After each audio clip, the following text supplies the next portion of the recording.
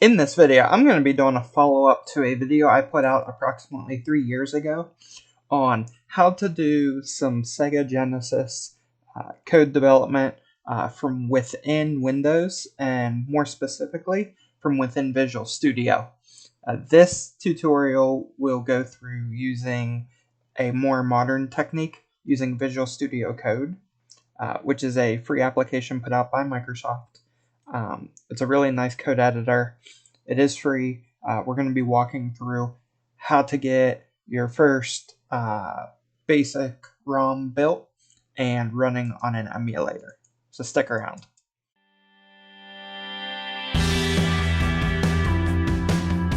In March of 2018, I did put out a video. It's one of my more popular videos on how to set up Visual Studio using the Sega Genesis development kit, which is available on GitHub. And in this video, I'm going to be doing more of an update to that video on a modern technique that is much simpler to set up, and we're going to be walking through it step by step in this video and running a quick test ROM just to make sure everything's working. So the first thing you're going to want to do is you're going to want to just go to your browser, and we're going to search Sega Sdk. And we're going to be going to this GitHub page. If you look here, this is actually the video that I put out 3 years ago. It was March 17th of 2018. And so if you want to know how to do this in full-fledged Visual Studio, you can definitely follow this video. But if you want to know how to do it in Visual Studio Code, definitely follow along with me today. So we're going to open up the GitHub, and we're going to go to releases, and we can see Stefan released an update 2 days ago. So this is the March 2021 release. You can go through the release notes if you want to see what has been fixed. But what we're going to do is we're going to go down and we're going to download the 7-zip file. And then while that's downloading, we want to download Visual Studio Code as well. So we're just going to go to Visual Studio Code, say download for Windows. We definitely want the stable build. This will download as well. So while that's downloading, I'm going to go to my downloads. This is the Sega SDK. I'm going to extract this.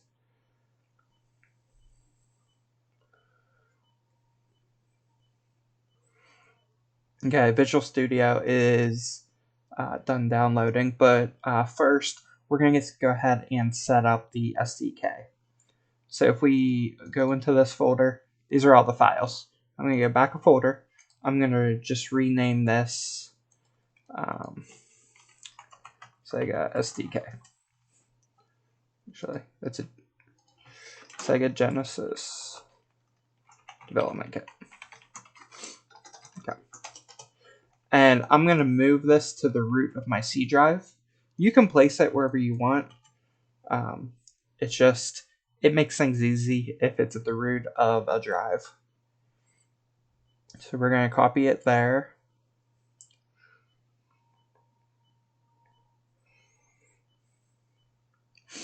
And now we're going to go ahead and go into that. And we're going to see 2 batch files here. So if we look at the contents of these, the first one, I advise always looking at batch files before you run them. This one's kind of optional with how we're doing things today.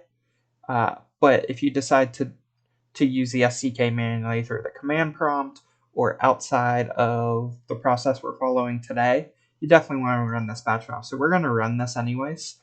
And what this does is this builds out the environment variables for GDK_win, and also adds that to path.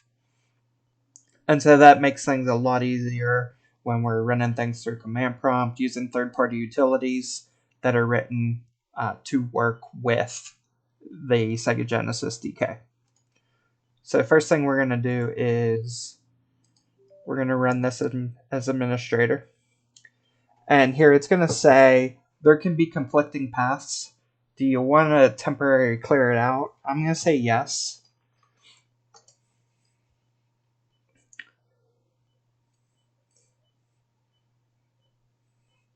Okay, so that built the environment variables.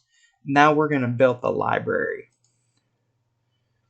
So this is basically just going to build out the library that is needed to actually compile code.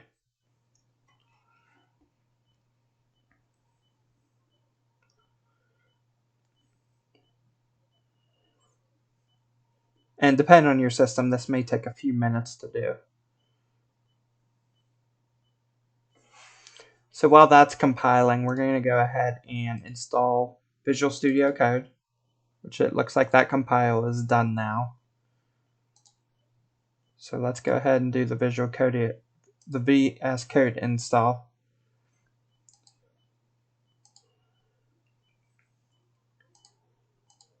And I like to register supported file types with it. Just it makes things easier.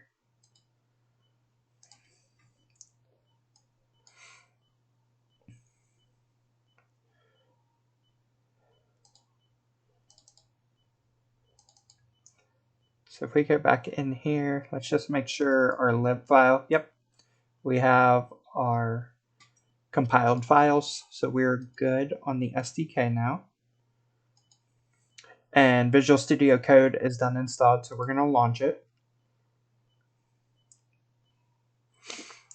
All right, and the first thing we're going to want to do is we want to go to extensions, which is this menu here. If you don't have this menu, you can also get to it by going to I think it's under help.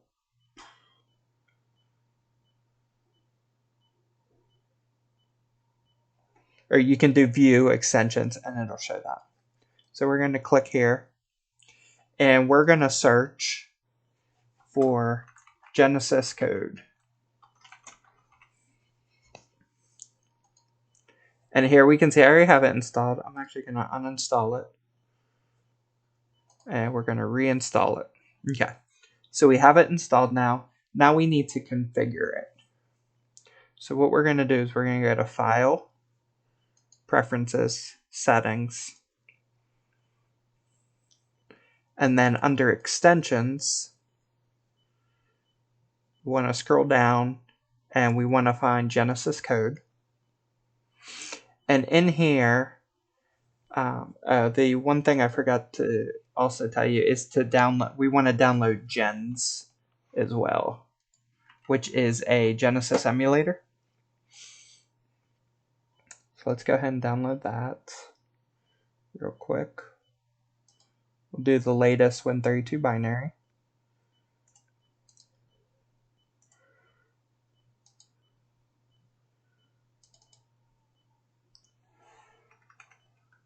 Okay. We'll extract that, and then I'm going to rename this Genesis Emulator. Okay. I'm going to take this folder, put it at the root of my C drive as well. Okay. Now, back in Visual Studio Code, I'm going to be setting up these two paths. So the GDK path, we want to go and grab C drive, Genesis Development Kit. We want this path to be set here. And then on the Gens path, we want that to be the path for the emulator. And on this one, we want to include the exe name. Okay. The settings automatically save, so there's no save button or anything like that. Just make sure your toolchain type is sgdk/gendev and not marsdev. If you want to use marsdev, you definitely can, but we're not covering that in this video. Okay, so once that's done, we can close settings. We can close the extension window. And then what we're going to do is we're going to create a new project.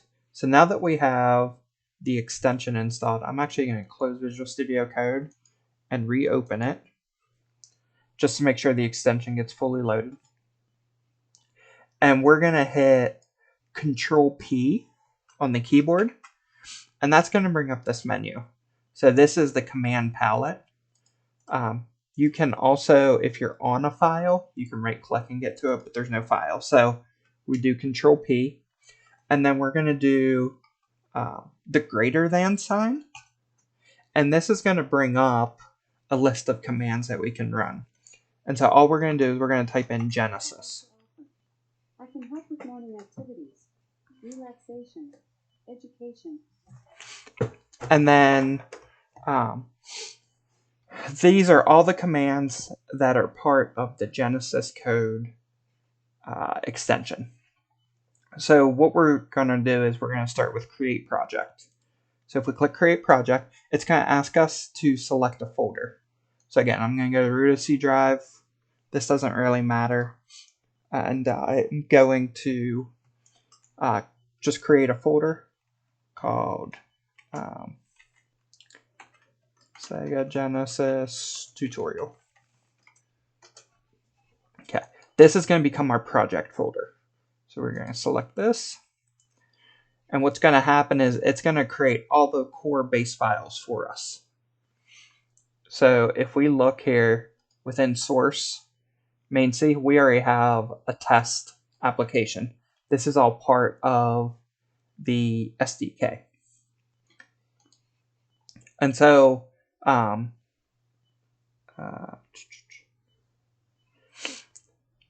you don't really need to touch anything yet. What we're going to do is we're going to try to build it, and let's see how that goes. So once again, you can right click if you want to do the command palette, and that'll pre-fill in this.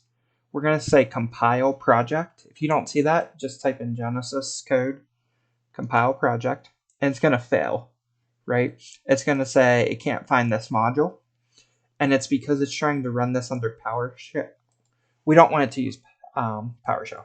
So we're just going to type CMD, hit enter. So this is going to switch from PowerShell to command prompt. And now we're going to do Control P. I'm going to try compiling it again. And here we can see this time it looks like it's working. Okay.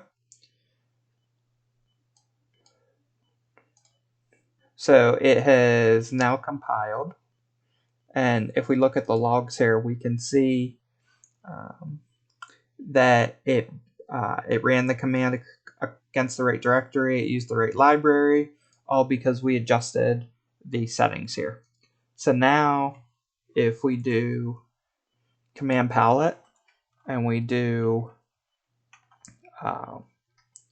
Genesis code, we have a couple options here. We can compile and run it, which will build it again and then run it, or we can just say run. I'm just going to say run. And here we can see it says, hello Sega, this is the test output from the code. So we can see that it is indeed working, which is great. That very simple setup. So at this point, what's happening is the code is code's compiling. It's running against the emulator we selected and launching the ROM. So very basic solution here. So what we're going to do now is we're going to just dive into kind of how the coding works with the SDK. I think I've touched base on this in my previous video, but basically what we're looking at here is within the source, main CS. So this is importing the Genesis SDK library, and then our main method is the method that's going to execute on launch. So what it's doing is it's using the video display processor, which is VDP, and it's drawing text to the screen at this X and Y coordinates. And then it's calling VB blank process, which what this does is it waits for any code to render to the screen before it runs the next iteration of this loop. This is essentially your game loop. So we're gonna do a quick sample of what updating text on the screen would look like, just to kind of walk through this. So what we'll do is we will start, and we'll do like a score counter, since that's typical in games. And so at the class level, we want to create a class variable so that we can update it throughout some methods. So we're going to start with an integer. We'll just call it score. And then we want a label as well. So we want to create, we'll call it score label. And it's going to be a character array of 6.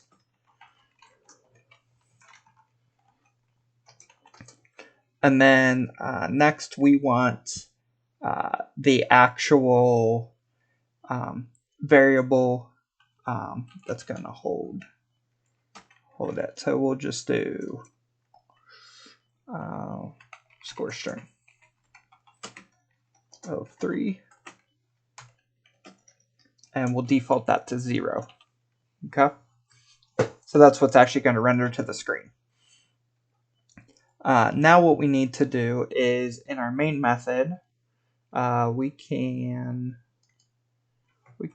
put it before the initial draw. We want to set the text plane for that, and then we want to draw the label onto the screen.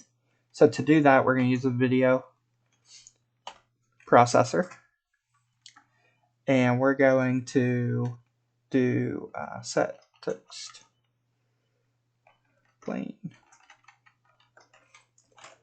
We're going to set that to BGA. You can either use BGA or BGB. This hasn't loaded the imports. Normally we would have IntelliSense here. Let me go ahead and I'll finish this up, and then we'll see if we can get the IntelliSense working. So then, after we set the text plane, we want to draw the score label. So we're going to draw score label, and we're going to draw it at 1, 1. So this will put it at the very top left of our screen. And then we're going to need code here to update it. So to do that, we're going to create a separate function up here called update score display.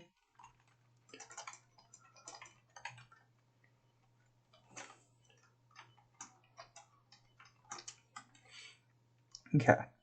And in here, we're going to do, we'll do let's print F. And we're going to take the score string, right? And we want %d.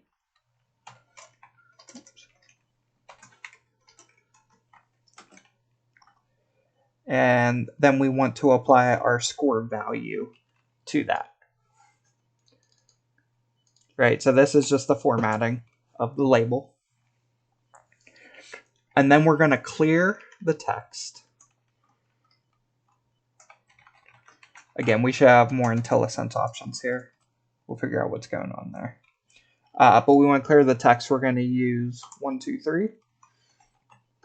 Which I'll explain that once we get the IntelliSense back. It'll make a little bit more sense when you're able to see it. And then we're going to redraw our whole label. So we want score string, right, which we've already applied the formatted text to. And we're going to put it at 1, 2.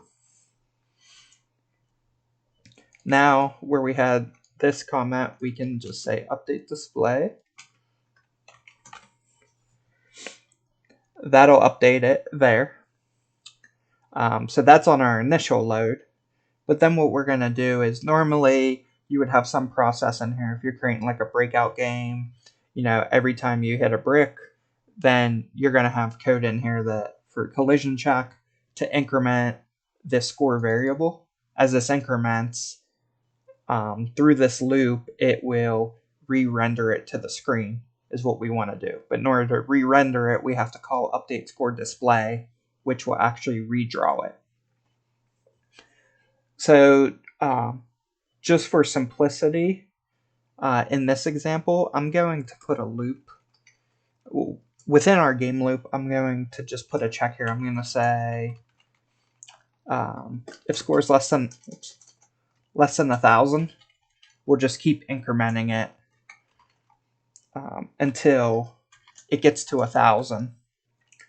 And so what this will do is you should be able to see it on the screen incrementing itself all the way up to 1,000, and then it'll stop. The game will continue to run, but the counter won't increment. Again, normally you would do this call when you're doing a collision check. So now we're going to do Control P, and we want to compile. We want to use Genesis Code Compile Project. Just make sure we don't have any coding errors, which we don't. All right. So then we're going to do Control P, and we're going to do Genesis Code Run Project. And here you can see we have the Hello Sega in the middle. We've got our score counter up here, and it is incrementing. So this is what a game would look like if you're redrawing the same thing over and over again. So it gives you that neat little effect where it looks like it's incrementing, even though we're redrawing the entire thing every time. And so that's essentially how you get a game up and running using the Gens emulator, using the Genesis Code extension for Visual Studio Code. The only thing left to do here is I'm going to close out. I'm going to reload. And let's see if we can get this fixed.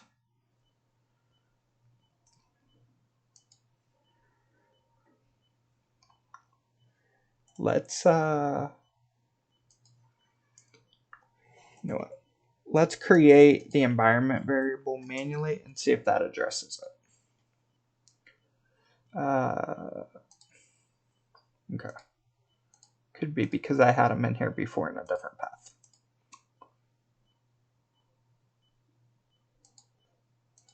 Okay, so let's close that. All right, so we're going to do environment variables, and we're going to create GDK